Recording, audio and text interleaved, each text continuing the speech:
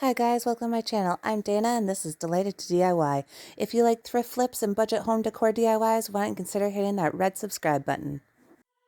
In today's video, I'm going to show you how I made this t-shirt, pillow, and tea towel, all using Hiipoo's transfer paper for dark fabric.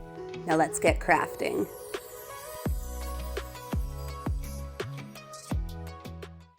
Hiipoo was so kind to send me their heat transfer paper for dark fabrics. This is giving me the opportunity to do sublimation-like printing without a sublimation printer. So in the package that they sent me is the 10 sheets of transfer paper, 2 sheets of grease-proof papers, and 1 sheet of adhesive polyester film. These work great on most cotton, poly blend fabrics, canvas, burlap, tissue paper, ribbon, and much more. The back also includes a very nicely detailed image and written instructions on how to use their heat transfer papers. Once you have your image ready to print, you'll head over to your inkjet printer. I just have a Canon, and you'll want to load the paper. Make sure to load it so that it's printing on the white side, not the grid side of the papers, and then print out your image. For this first DIY, I sized out the little plaid truck to fit onto the center of a tea towel.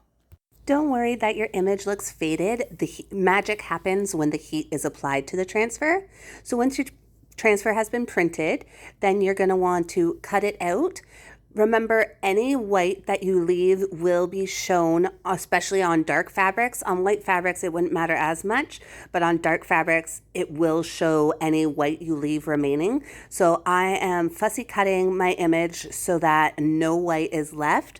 I think if you cut it out with a small white border around the entire image, kind of like what a sticker would look like, that would be a cute look as well, except for this time I was looking for the look of the image just being on the tea towel rather than it having the white border around it. On my iron, I just set it between the cotton and wool setting. I just set it to literally the middle of those two, but I believe anywhere in between those settings will work for these heat transfers. It does say on the instructions where to set it. It also works for heat presses, but I don't have one of those, so I'm just using my regular iron to transfer the images. So with this tea towel that I got from, I believe it was Dollarama, it's 100% cotton, which you want to make sure that your fabric will work with these transfers. And I'm just going to remove the tag and basically leave it folded as is because that's how I would display it on my oven. So that's where I also took my measurements, so I knew how to size the truck on my computer. Remove your printed image from the backing paper, the grid paper.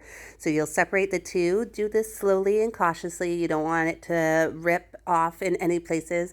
I found it wasn't super easy to rip by any means. I haven't ripped any that I've done yet, but just take your time. You don't want to just yank it off. Once you have the backing removed, it will kind of curl a little bit, so just make sure it's flattened as best as you can and in the position you want. You'll cover it up with your heat-proof papers, which is basically like parchment paper.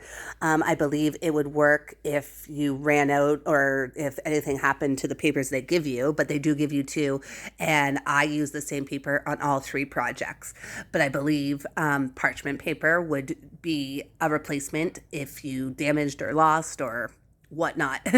Then with your iron on the setting between cotton and wool, you're going to start pressing your image onto your fabric. So for this, it's the tea towel.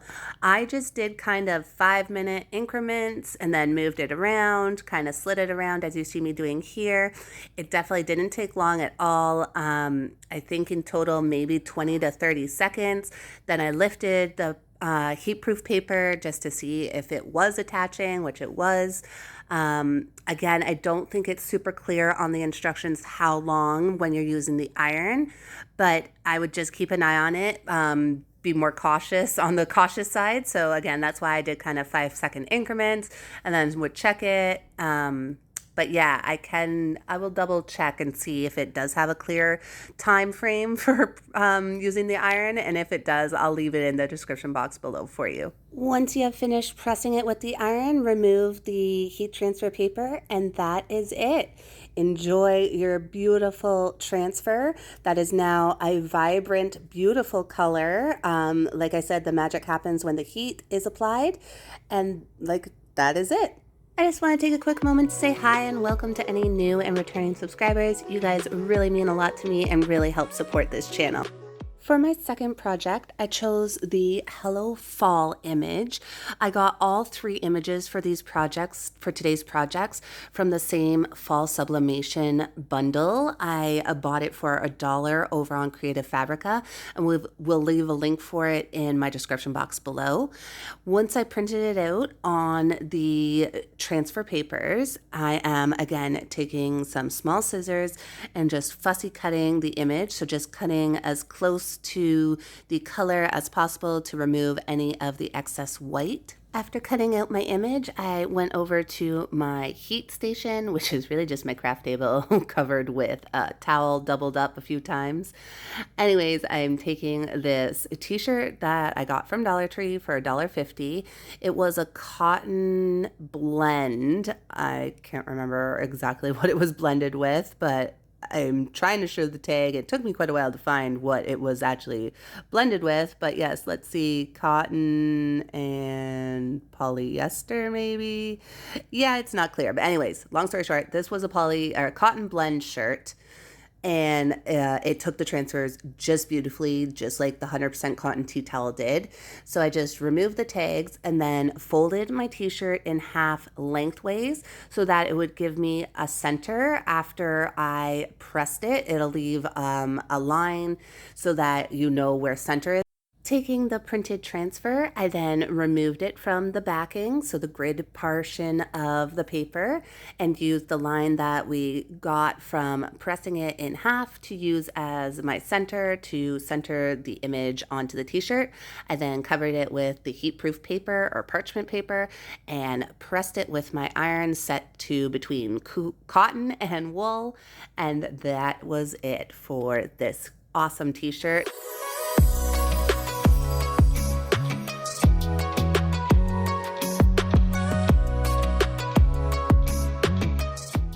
For this last project, I'm going to make my own throw pillow. So I started with 2 of these DIY cloths that you can get from Dollar Tree. They're a very thin cotton, I believe it's cotton, very thin cotton material. I cut mine down to 20 inches square, so 20 inches wide by 20 inches high. I repeated this 2 times, once on each of the cloth pieces.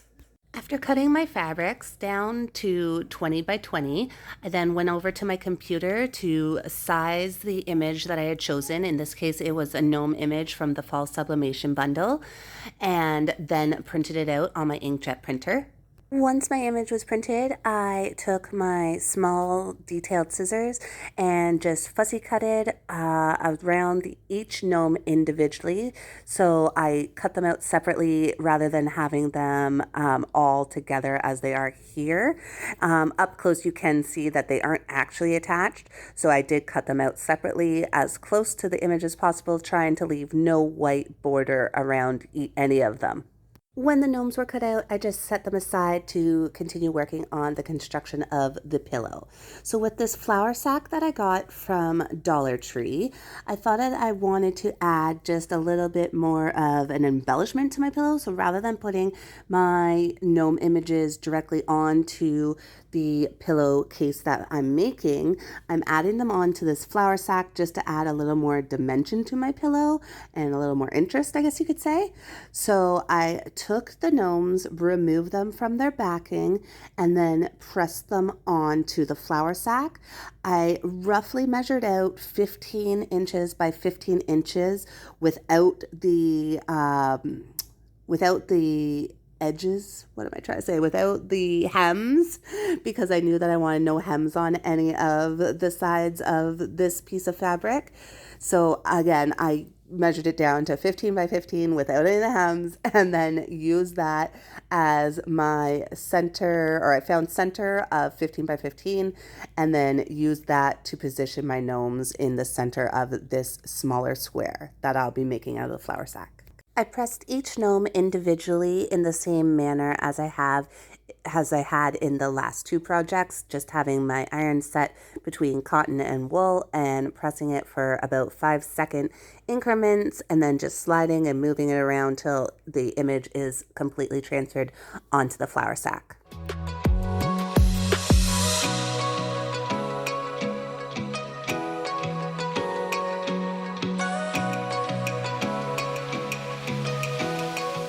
When I was done transferring the gnomes onto the flour sack, I cut out a 15-inch by 15-inch square around them, which is what I had roughly measured prior to putting them on, so that way I would know where to center them onto this piece of material.